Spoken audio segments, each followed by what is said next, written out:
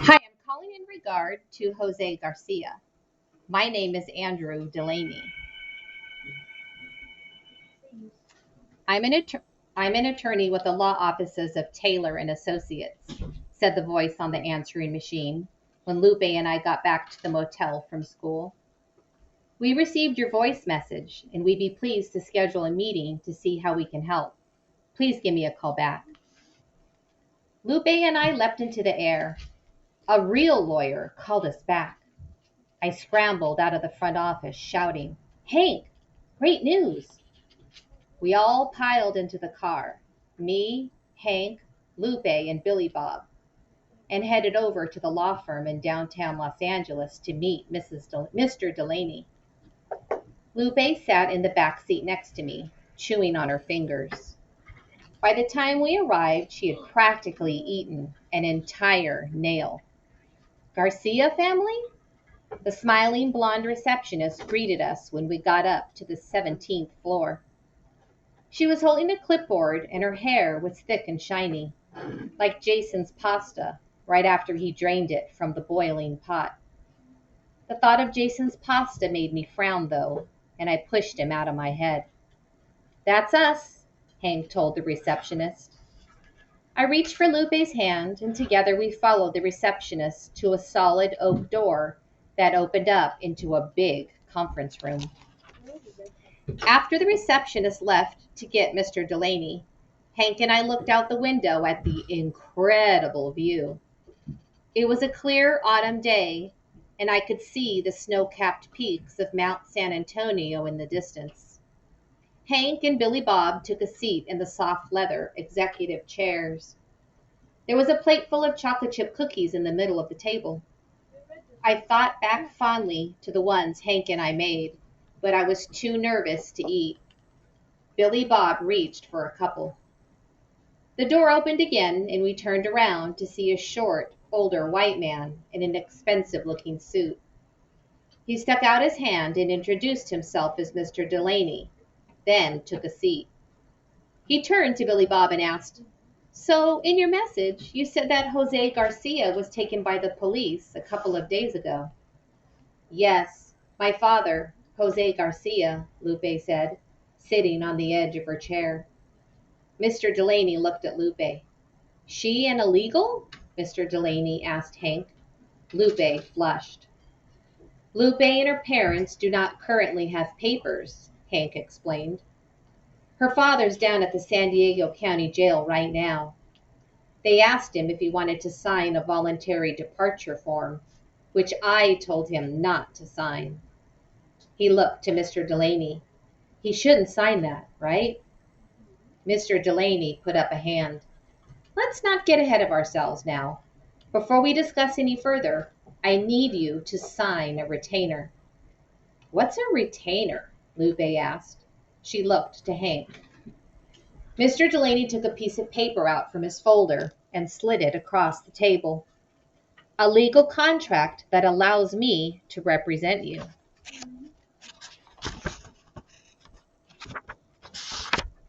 "Before I can give you any legal advice, you need to pay for my services. You'll see I charge by the hour, and my fees are listed on the page." We crowded around Lupe's chair to take a look at the paper. I gasped. $300 an hour? "Plus incidentals," Mr. Delaney said. Hank narrowed his eyes. "What incidentals?" "Photocopying, phone calls, delivery fees, parking if I need to go to the jail or courthouse," Mr. Delaney said. Hank gawked at the lawyer. "You want to charge us for parking on top of $300 an hour?" Mr. Delaney ran a hand through his thick white hair. "It's going to be the same in any law firm you go to," he said flatly. But Hank was having none of it. "What else are you going to charge us for? The paper clips? How about when you have to go to the bathroom? You going to charge us for the toilet paper too?" Mr. Delaney crossed his arms and side-eyed Hank. "We're not the Red Cross. We don't work for free." But you haven't even heard the facts of the case, I protested. Lupe started talking fast. My dad's been here for 8 years. He's never gotten into any trouble with the police. Not even a parking ticket. Mr. Delaney cut her off with a wave of his hand. You'll need to sign this agreement first. Hank stood up from his chair. You know, I thought you immigration lawyers actually wanted to help people, but you're all about money like everyone else. Worse, you prey on the weak. Hank turned to Billy Bob, Lupe, and me. Come on, let's get out of here. On our way out, Billy Bob turned to Mr. Delaney and added, and by the way, your cookies are stale. As we waited for the elevator, I said to Lupe, we'll find another lawyer. Hank and Billy Bob nodded. Absolutely, Hank said. Lupe nodded silently, staring at the black marble floor. I looked down at our reflection as a tear escaped her eye and landed between us. Chapter 36. Mr. Cooper called again that Saturday, asking how business was and whether he could sell back his shares. I felt like barking at him.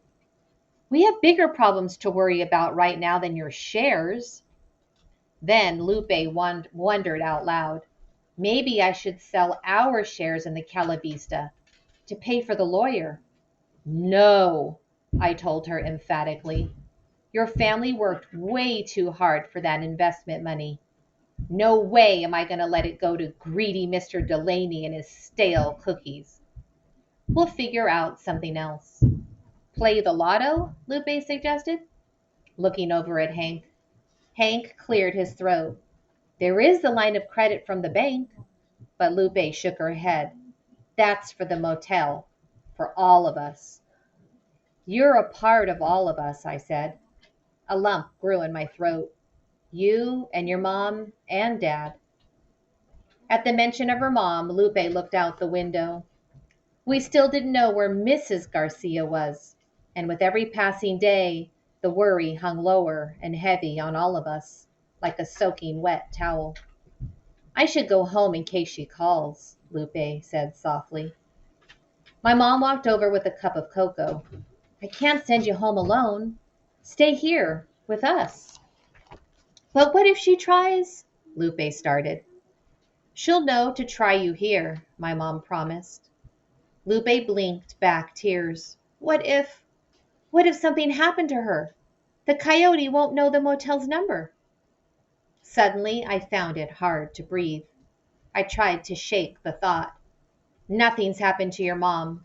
She's just taking a little longer to get back, I said to Lupe. My dad drove Lupe home to get more of her clothes, and I sat at the desk, brainstorming ways we could track her mom down. Calling the police was out of the question because of her mom's status. But maybe we can make a flyer for her? Maybe if we passed it out to some of the immigrants who came by, they might know someone who'd seen her, or can get in touch with her coyote. It was worth a try. The midday sun was streaming through the windows when Lupe got back. She liked the flyer idea and handed me a picture of her mom from her wallet, which we enlarged using the fax machine. First thing tomorrow, we would start handing out flyers to anyone and everyone who came through the motel.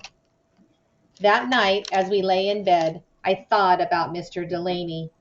What was so different about him that he got to make $300 an hour and my parents made less than $100 a day? It wasn't like he had an extra hand or a second brain. Why was his time worth so much more than ours? Just because he could write and speak better English? I thought of Mrs. Welch's offer again. I flipped to my side and told Lupe about it. Maybe you should take her up on it, Lupe said. My math got a lot better once your mom started working with me. But this is Mrs. Welch we're talking about. And what about the club? I asked. Besides, she doesn't even like my writing. She's not like Mrs. Douglas. Lupe yawned in the dark. You know, I won an essay contest too once. I propped myself up with my pillow. Really? Yeah. The topic was, what do you want to be when you grow up? I wrote about wanting to be an artist and drawing trees so majestic they looked like castles. I smiled. Why are you always drawing trees? I asked. My mom says people, our family, we're like the trees. If we set our roots deep enough, we can't be moved. It was such a beautiful image that I reached out in the dark for her hand. We were going to put her family back together. In the morning, we'd call up more lawyers and start passing out the flyers. Maybe I could even call up Annie, the reporter, and ask her if she had any ideas. Whatever it took, we weren't going to give up until we got them back together again. As we held hands in the moonlight, I asked Lupe, so what happened with your essay contest? She exhaled heavily, staring up at the cobwebs on the ceiling. Even though my parents were professional cleaners, our own rooms were always full of cobwebs. I guess they were too busy cleaning to clean. I worked hard on it, putting in similes like we learn about in class, Lupe said to the cobwebs. I nodded.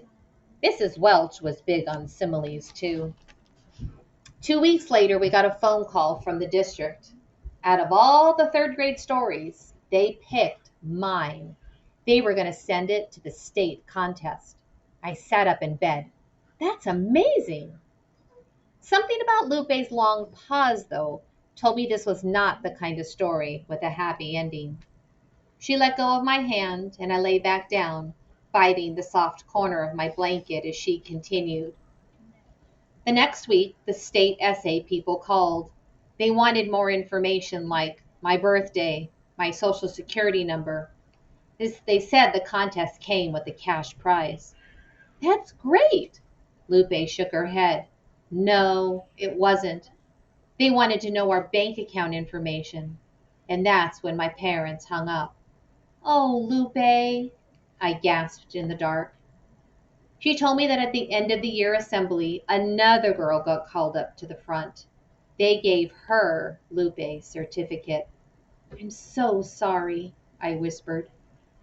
I thought about Lupe's words for a long time, thinking of how different and similar the two of us were. We were both girls with big hopes and dreams, but because of one piece of paper, we were on two different sides of the law. I didn't really understand before what that paper meant, but now I was starting to realize it meant the difference between living in freedom and living in fear. All right, chapter 37. On Monday morning, I left a message for Annie at the newspaper asking about coyotes and how to track a person who might be missing. Mia, Lupe, hurry, you're going to be late for school, my mom called as I hung up. I swung my backpack on and handed my mom the 2 dozen flyers Lupe and I had made. Be sure to hand them out to every customer who walks in, I said. My mom nodded and handed me 2 boxes of Pocky sticks in return.